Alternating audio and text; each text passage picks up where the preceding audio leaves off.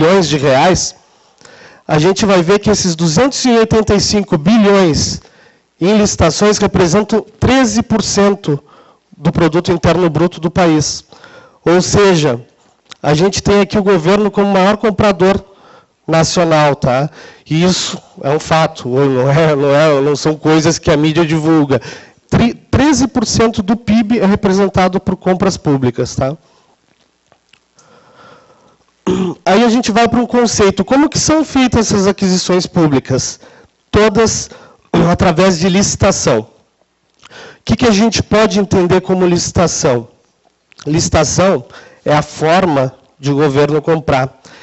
E dentro dessa forma existem vários subníveis que são modalidades de forma de aquisição.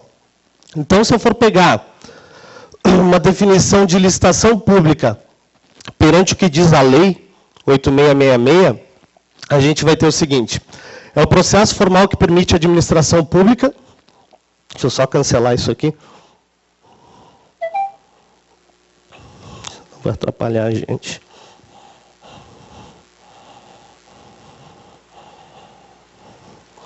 É o processo formal que permite a administração pública contratar com terceiros e, segundo o artigo 3º da Lei 8666, destina-se a garantir a observância do princípio constitucional da isonomia e a selecionar a proposta mais vantajosa para a administração pública, e será processada e julgada em estrita conformidade com os princípios básicos da legalidade, da impessoabilidade, da moralidade, da igualdade, da publicidade, da proibidade administrativa, da vinculação ao instrumento convocatório, do julgamento objetivo e dos que lhes são correlatos.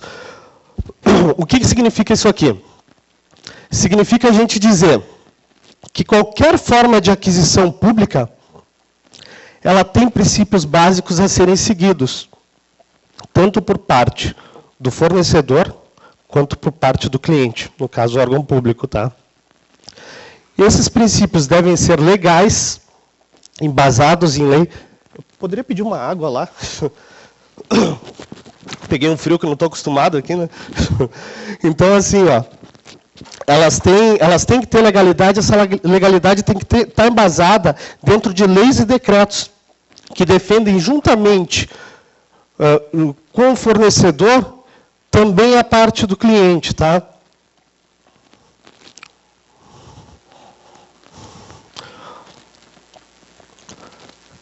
Impessoalidade, ela deve ser impessoal. Uma licitação ela não deve privilegiar A, B ou C. Ela tem que ser impessoal para todos os lados, tá? Moralidade. Não existe licitação que não tenha moral. Isso é o princípio intrínseco que deve haver no processo de compras, tá? Da vinculação ao instrumento convocatório. Nenhuma licitação pode acontecer sem uma convocação formal publicada em diário oficial.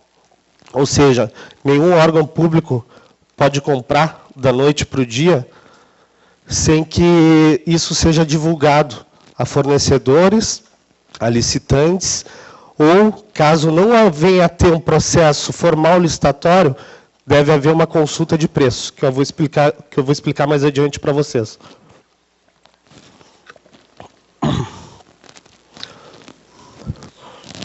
A gente tem um conceito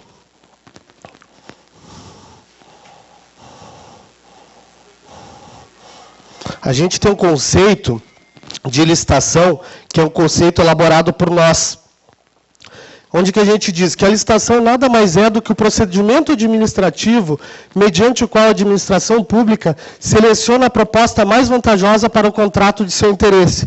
Ou seja, é o meio como eles vão comprar que mais vai ser vantajoso perante as regras da administração pública, com o objetivo das compras de produtos e serviços de qualquer natureza, alienações, concessões, permissões e locações que serão contratados com terceiros.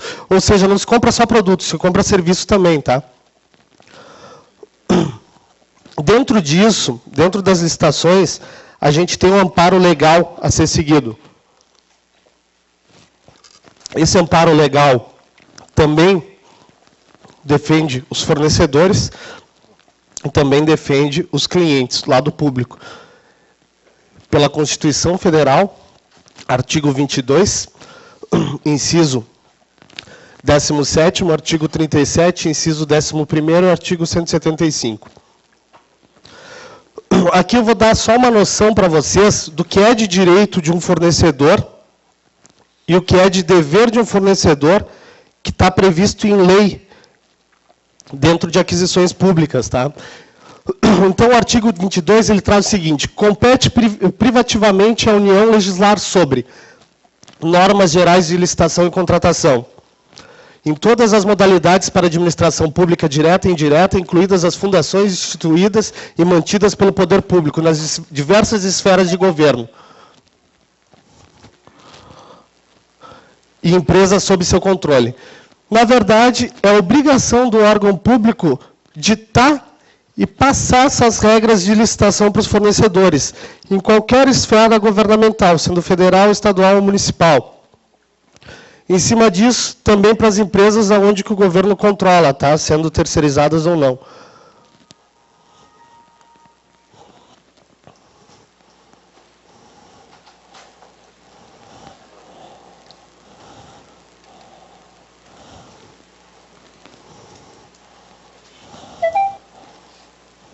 Isso aqui está complicado.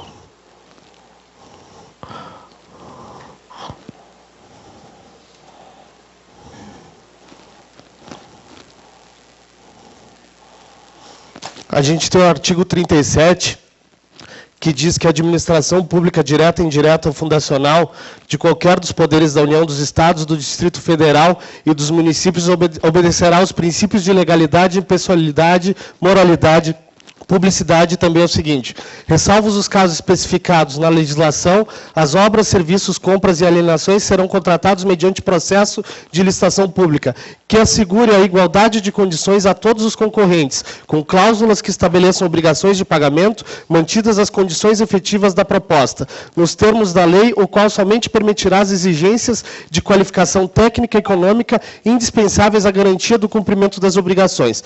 O que está querendo dizer esse artigo 37?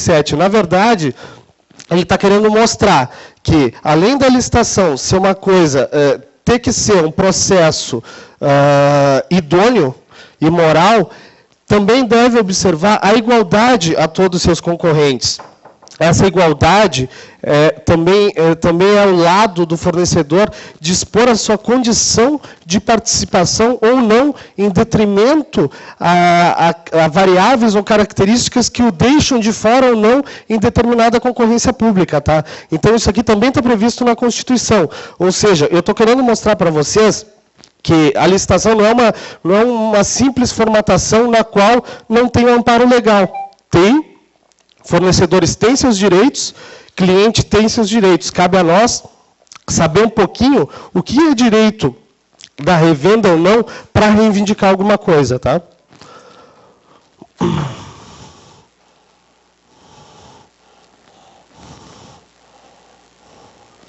Artigo 175, incumbe ao poder público, na forma da lei, diretamente ou sob regime de concessão ou permissão, sempre através de licitação ou prestação de serviços públicos.